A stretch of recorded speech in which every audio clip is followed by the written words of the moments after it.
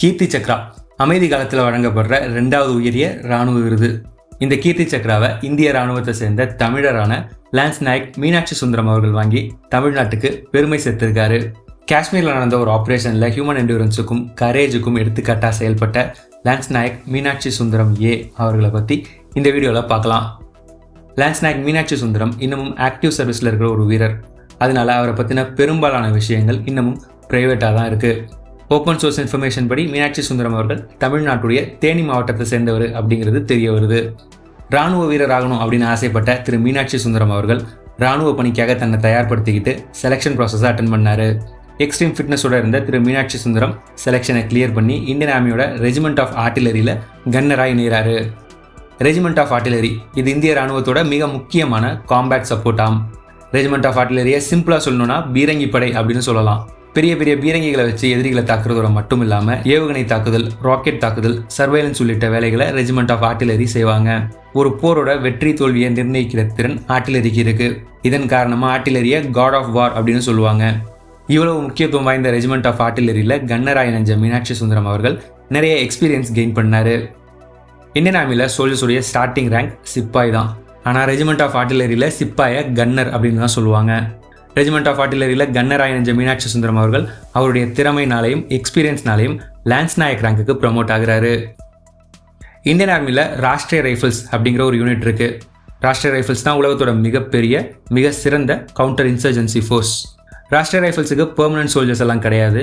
Indian ஆர்மியோட வெவ்வேறு யூனிட்ஸை சேர்ந்த வீரர்கள் ராஷ்ட்ரிய ரைஃபிள்ஸுக்கு டெப்யூட் ஆவாங்க. குறிப்பிட்ட காலம் ராஷ்ட்ரிய ரைஃபிள்ஸில் சர்வ் பண்ணதுக்கு அப்புறம் டெப்யூட் ஆன வீரர்கள் அவங்களுடைய பேரண்ட் யூனிட்டுக்கு திரும்ப போயிடுவாங்க. இந்தியன் ஆர்மியில் இருக்கிற எல்லா யூனிட்ஸும் ராஷ்ட்ரிய ரைஃபிள்ஸுக்கு வீரர்களை அனுப்பணும். இந்தியன் ஆர்மியோட முக்கியமான காம்பேட் சப்போர்ட் ஆமான ரெஜிமெண்ட் ஆஃப் ஆர்டிலரியும் ராஷ்ட்ரிய ரைஃபிள்ஸுக்கு அவங்க வீரர்களை அனுப்பி வைப்பாங்க.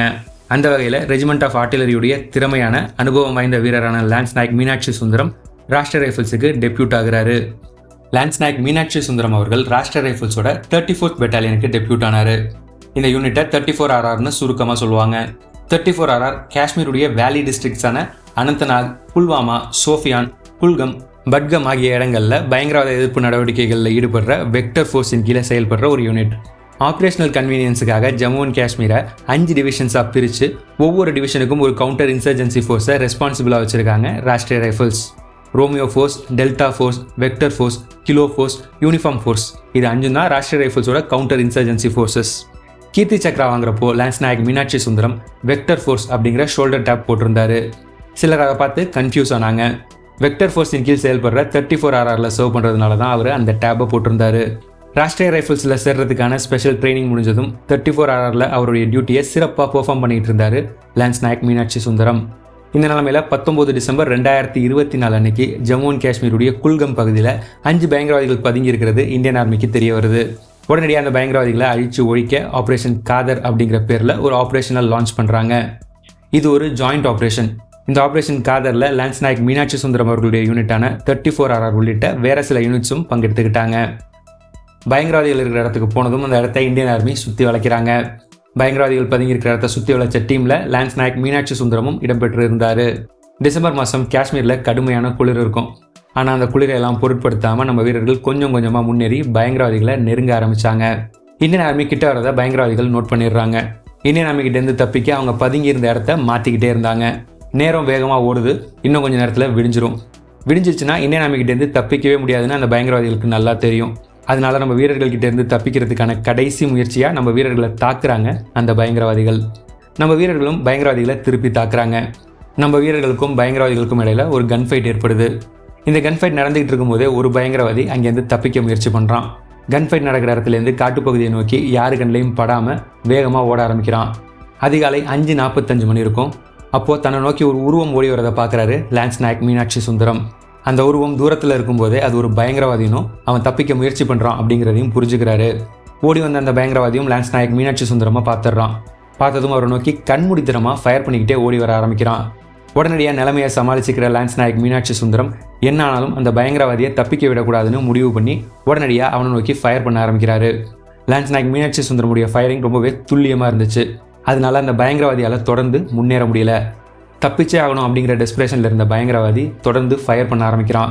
அந்த பயங்கரவாதிக்கும் லான்ஸ் நாயக் மீனாட்சி சுந்தரம் அவர்களுக்கும் இடையில ஒரு கன் ஃபைட் ஏற்படுது. அட்வான்டேஜான பொசிஷனில் இருந்த பயங்கரவாதி கண்மூடித்தனமாக லான்ஸ் நாயக் மீனாட்சி சுந்தரம் அவர்களை நோக்கி ஃபயர் பண்ணுறான். பயங்கரவாதி நடத்தின இந்த தாக்குதலில் லான்ஸ் நாயக் மீனாட்சி சுந்தரம் அவர்களுடைய வலது தோள்பட்டையில் ஒரு தோட்டாவும் முகத்தில் ஒரு தோட்டாவும் பாயுது. லான்ஸ் நாயக் மீனாட்சி சுந்தரம் படுகாயம் அடைகிறாரு.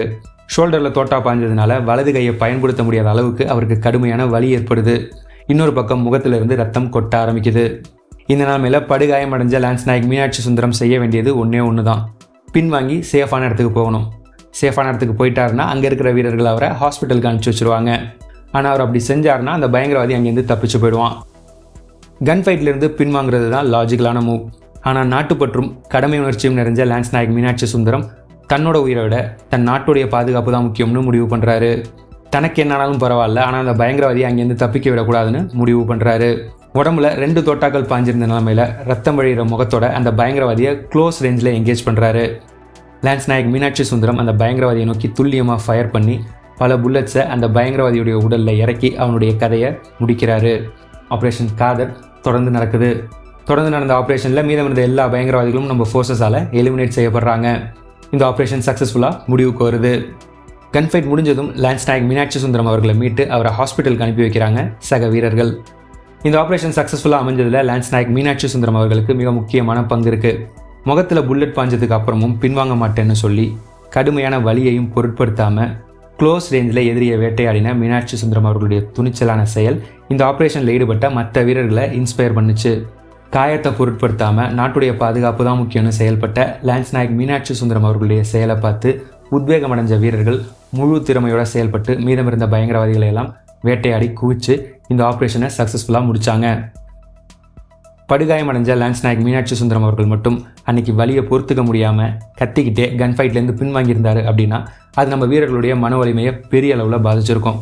இதெல்லாம் தெரிஞ்சதுனால தான் லான்ஸ் நாயக் மீனாட்சி சுந்தரம் தன்னுடைய வலியை கொஞ்சம் கூட வெளிக்காட்டிக்காமல் அவருடைய வேலையை சக்ஸஸ்ஃபுல்லாக செஞ்சு முடித்தார். ஆப்ரேஷன் முடிஞ்சதும் பயங்கரவாதிகளுடைய உடல்கள் அடையாளம் காணப்படுது. அப்போ தான் லான்ஸ் நாயக் மீனாட்சி சுந்தரம் அவர்கள் எலிமினேட் செஞ்சது இந்திய பாதுகாப்பு படைகளால் தேடப்படுற ஒரு கேட்டகரி சி பயங்கரவாதி அப்படிங்கிறது தெரிய வருது. அந்த பயங்கரவாதி இந்திய பாதுகாப்பு படைகள் மேலே பல தாக்குதல்களை நடத்தியிருந்தான், பொதுமக்களையும் தாக்கியிருக்கான். குறிப்பாக சொல்லணும்னா மார்ச் 7, 2019 அன்னைக்கு ஜம்மு பஸ் ஸ்டாண்டில் ஒரு கிரனேட் தாக்குதல் நடத்தப்பட்டுச்சு. அந்த தாக்குதலில் 2 அப்பாவி பொதுமக்கள் கொல்லப்பட்டாங்க, 32 பேர் காயமடைஞ்சாங்க. அப்பாவி பொதுமக்கள் மேலே நடத்தப்பட்ட இந்த கோழைத்தனமான தாக்குதலை திட்டமிட்டு நடத்தின அந்த பயங்கரவாதியை நம்ம ஃபோர்ஸஸ் தேடிட்டு இருந்தாங்க.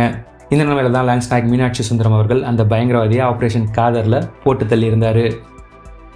லான்ஸ் நாயக் மீனாட்சி சுந்தரம் அவர்களுடைய இந்த துணிச்சலான தன்னலமற்ற செயல் அன்ரெகனைஸ்டாக போகலை. 14 ஆகஸ்ட் 2025 அன்னைக்கு பிரசிடென்ட் ஆஃப் இந்தியா 4 கீர்த்தி சக்ராவை அப்ரூவ் பண்ணினாங்க. அந்த 4 கீர்த்தி சக்ரா அவார்டீஸில் நம்மளுடைய லான்ஸ் நாயக் மீனாட்சி சுந்தரம் அவர்களும் ஒருத்தர். படுகாயம் அடைஞ்ச நிலைமையிலையும் தன்னை பற்றி கவலைப்படாமல் தன்னுடைய நாட்டுடைய நலனை பற்றி யோசித்து துணிச்சலோட செயல்பட்டு ஒரு பயங்கரவாதியை வேட்டையாடின லான்ஸ் நாயக் மீனாட்சி சுந்தரம் அவர்களுக்கு 8 ஜூன் 2026 அன்னைக்கு ஜனாதிபதி மாளிகையில் நடந்த டிஃபென்ஸ் இன்வெஸ்டேஷன் செரமனியில் கீர்த்தி சக்ராவை வழங்கினாங்க இந்தியன் பிரசிடென்ட். முகத்தில் குண்டு பாஞ்ச நிலைமையிலையும் மன உறுதியை இழக்காமல் அந்த இக்கட்டான சூழ்நிலையை வெற்றியாக மாற்றினவர் லான்ஸ் நாயக் மீனாட்சி சுந்தரம். இவருடைய துணிச்சலும் மன வலிமையும் இந்தியன் ஆர்ம் ஃபோர்ஸஸோட அசைக்க முடியாத கடமை உணர்வுக்கும் தேசப்பற்றுக்கும் மிக சிறந்த உதாரணமாக விளங்குது.